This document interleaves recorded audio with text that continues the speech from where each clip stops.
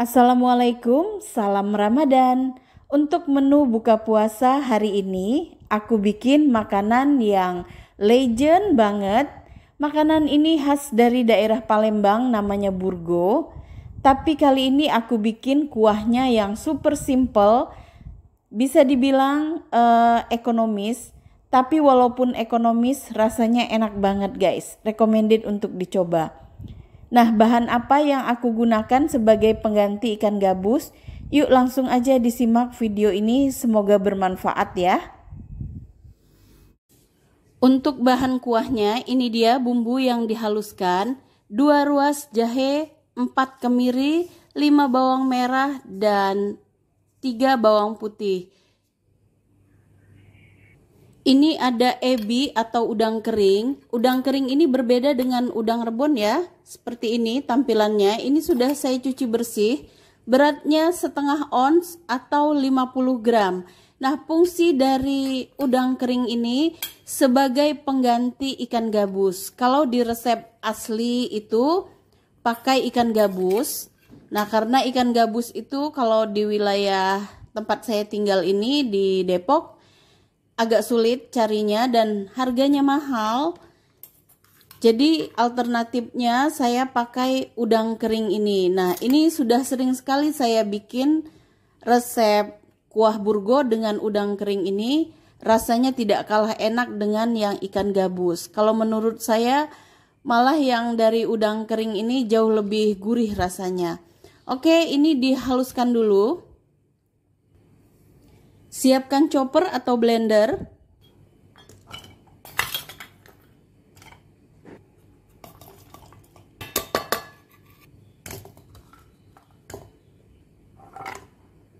Tambahkan secukupnya air. Blender atau chopper sampai halus.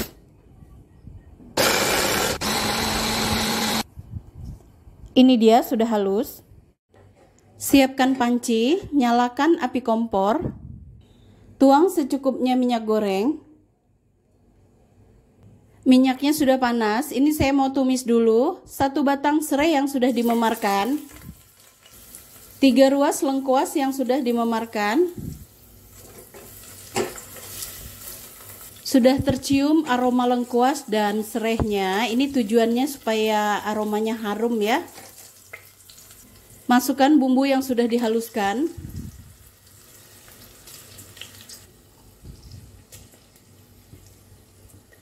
Tumis sampai bumbunya matang dan harum.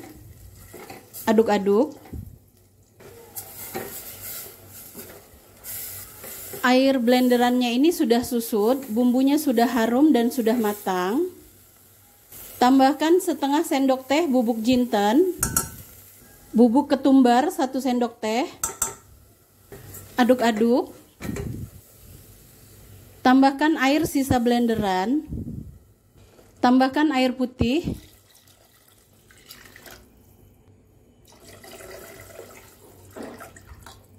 Satu liter air putihnya.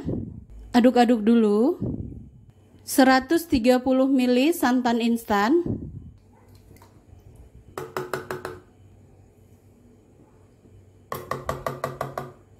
Tambahkan masako ayam atau sapi sesuai selera ya. Boleh 1 bungkus, boleh 1,5 bungkus. Garam secukupnya. Masakonya tadi kalau saya pakainya 1 bungkus saja. Untuk garamnya sesuai selera ya. Nah, ini micinnya juga sesuai selera. Gula pasir 1 sendok teh penuh munjung. Aduk-aduk. Masak sampai mendidih. Nah, kalau di Palembang, kuah burgo ini juga dipakai untuk makan lontong atau ketupat ya. Jadi bisa dijadikan kuah lontong atau kuah ketupat. 3 lembar daun salam. Nah, ini diaduk-aduk, dimasak sampai mendidih dan matang. Sudah mendidih seperti ini, jangan langsung dimatikan ya. Masak lagi kurang lebih 5 menit lah. Jadi tidak perlu lama masak kuah burgo ini karena memang burgo ini hanya kuah seperti ini ya. Tidak ada isiannya. Oke, jangan lupa koreksi rasa sesuai selera. Untuk resep lengkapnya nanti silahkan cek di kolom deskripsi, saya tulis secara lengkap. Nah, ini matikan kompor. Kuah burgonya sudah matang. Untuk membuat adonan burgo, nah ini saya pakai tepung beras 300 gram atau setara dengan 30 sendok makan penuh tapi tidak munjung seperti ini ya. Kalau teman-teman tidak punya timbangan bisa pakai takaran sendok seperti ini. Ditambah 75 gram tepung tapioka atau setara dengan 7,5 sendok makan seperti ini ya, penuh tapi tidak munjung. Tujuan ditambah tepung tapioka ini supaya adonan burgonya lentur, tidak patah-patah, tidak pecah saat digulung. Nah, ini diaduk, campur sampai merata. Setengah sendok teh garam, setengah sendok teh masako ayam. Aduk sampai tercampur. Ini saya siapkan air hangat. Jadi lebih panas sedikit dari hangat kuku ya. Tapi bisa disentuh seperti ini. Nah, ini masukkan secara bertahap. Aduk sampai tercampur. Tambahkan lagi. Sudah tercampur, ini masih ada sisa air hangatnya, masukkan saja semua. Jadi air hangatnya saya pakai 400 ml. 400 ml itu setara dengan 2 gelas belimbing. Teksturnya seperti ini. Ini saya siapkan air dingin suhu ruang. Jadi bukan air es, bukan air panas ya, air normal suhu ruang. Nah, ini tuangkan sedikit demi sedikit. Aduk. Tambahkan lagi. Air putihnya masih sisa 50 ml, jadi air putih, air suhu ruang yang dipakai itu 350 ml ya. Maaf guys, saya ralat ya. Ini air hangatnya 400 ml, air suhu ruangnya 400 ml juga. Jadi total pemakaian airnya 800 ml. Oke, ini siap dimasak. Konsistensi adonannya itu seperti ini ya. Tuh.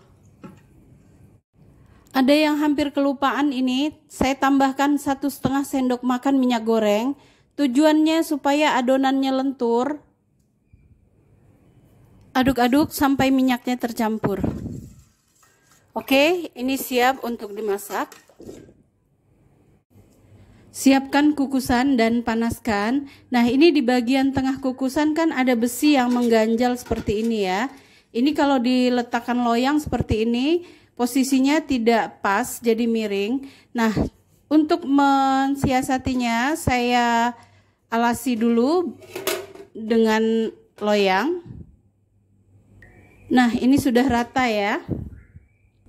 Tutup, biarkan airnya mendidih. Untuk mencetak burgonya, saya pakai loyang pizza seperti ini. Boleh pakai loyang segi 4, boleh pakai loyang bulat. Sesuaikan dengan bahan yang ada saja ya di rumah. Kalau saya, ini kebetulan punya loyang pizza. Ini dioles dulu dengan minyak goreng secukupnya, supaya tidak lengket. Oles sampai merata di semua permukaan loyang ini ya. Loyang yang saya pakai ini diameternya 25 cm. Kukusannya sudah mendidih. Masukkan loyang yang sudah diolesi dengan minyak. Jangan lupa sebelum dituang ke dalam loyang, adonan ini harus diaduk ya. Setiap kali mau menuang ke dalam loyang, supaya tidak ada endapannya. Tuangkan adonan.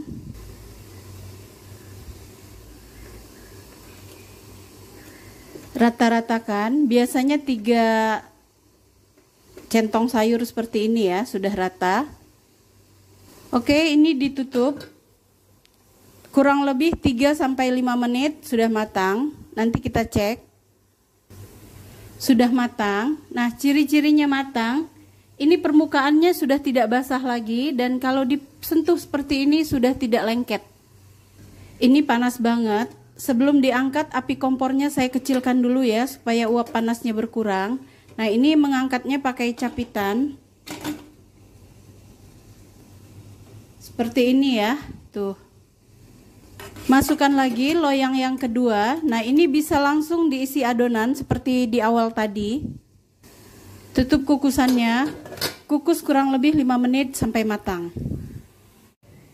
Burgo yang sudah matang tadi, ini cepat sekali ya dinginnya. Nah, kalau sudah hangat-hangat kukus seperti ini, sudah bisa dipegang. Ini sudah bisa dikeluarkan.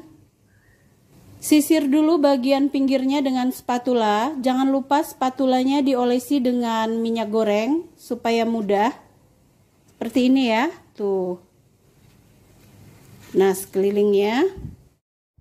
Tekuk sedikit bagian pinggir dari burgo ini. Tangan sudah dicuci bersih ya, tidak pakai sarung tangan. Kalau pakai sarung tangan agak sulit menggulungnya. Nah, ini digulung perlahan seperti ini. Mudah sekali, tidak ada yang lengket. Dan adonannya ini benar-benar bagus, teksturnya mulus, lembut, lentur, tidak ada yang retak, tidak ada yang pecah, tidak ada yang patah. Hasilnya seperti ini guys, mulus, tergulung dengan rapi. Nah, lentur banget hasil burgonya ya. Susun di nampan seperti ini. Untuk bekas loyang yang sudah dipakai ini tidak perlu dibersihkan lagi kalau mau dipakai, tinggal dioles lagi aja dengan minyak secukupnya.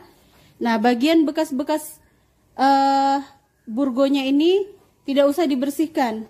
Seperti ini bisa langsung diisi dengan adonan lagi dan dikukus. Oke, begitu seterusnya sampai adonan selesai.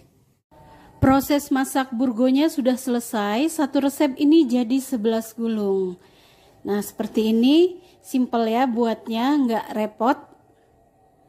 Sebelum disajikan, burgo ini dipotong-potong dulu. Potongnya dengan spatula plastik supaya tidak lengket.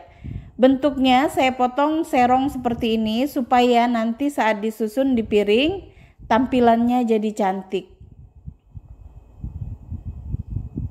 Susun di mangkuk atau piring.